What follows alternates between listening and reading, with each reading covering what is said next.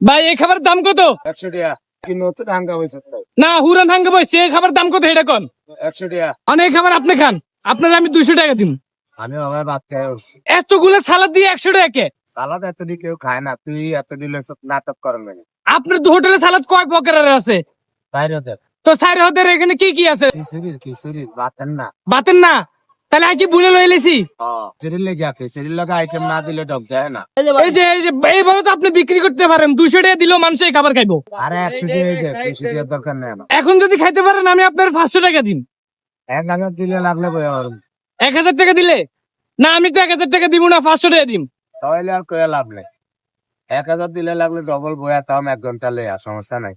1 ঘন্টা না, আমি তো আপনার একটা সীমিত সময় দিই। হেন্দার কামাই হেন্দা করবো, ভালো অসুবিধা নেই। মানে ইন্টার কামা হিন্দি যাই করবেন।